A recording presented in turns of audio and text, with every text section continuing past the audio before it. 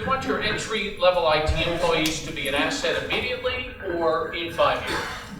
Yeah, that would be immediately. Yeah.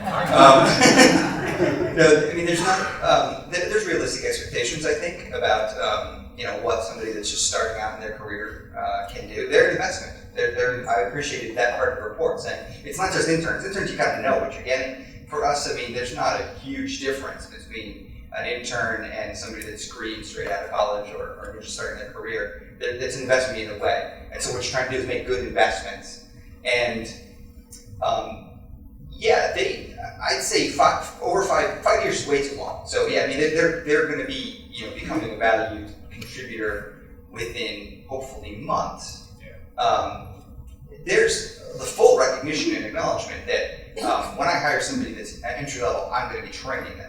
I have dedicated people doing nothing but that, just training them. That's fine. I don't have the expectation that they will have experience with certain technologies. I guess I would like that if I could find that, but it's not. I can't find that, so I'm fine with just training for the technologies. I'd much rather select people who have those workforce readiness skills, and that's what's going to make them a good investment. Because it's going to take you some time to train them in the specific technologies.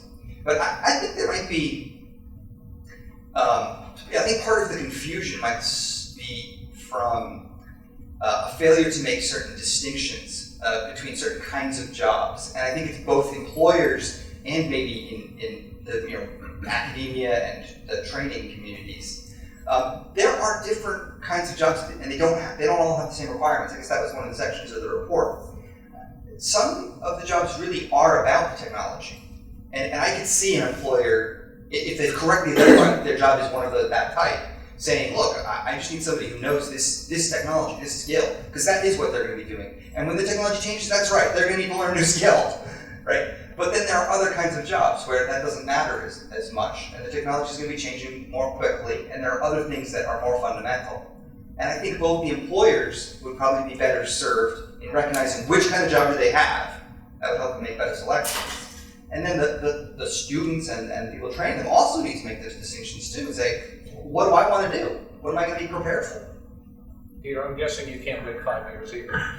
Yeah, 5 years that was a loaded question. That's really not the case. And right immediately entry-level hires. We use technologies, many of the technologies that are being trained in the universities, but we also built our own web frameworks and different things on top of that. We use specialized software packages to deploy our insurance systems. They need to be educated on that as well. But what we look for is them to be able to, and we've built training programs that will bring them right through that. What we found, which is really a tribute to the universities that we work with and that we get students from, is that they get to be productive, almost what I'll call an FTE-like person on a project within a year. And that's pretty impressive, actually, when you look at the technologies that we're using and how complex that systems are. So it is working in the universities. I do agree with Tony's point, though, about it's not, you can't sacrifice that depth, because if you sacrifice the depth, you're really not going to get to that year, because we're going to have to train them basic programming skills or something else that they didn't get. So you have to have workforce readiness as well as the technical skills, education going through that. So we've been very successful. We do quite a bit of entry-level hiring, and we measure that.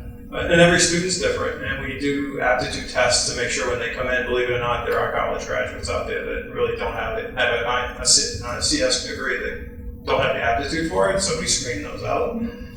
But for the most part, it's been very successful. We actually did an experiment, where we hired a couple of folks who really didn't have hardly any programming skill coming out of college. Had an IT degree, but really no skill to speak of. Maybe they did a Hello World application, but that was about it. But they had good workforce readiness skills, because they were a good communicator. They would culturally fit with our organization well, so we felt they had good aptitude. So we actually put them through the program, and they've progressed just a little bit longer than the others. So it is possible to leverage that, but prefer to have the technical skills as well as both. I mean, we want it all, right? So it's different people.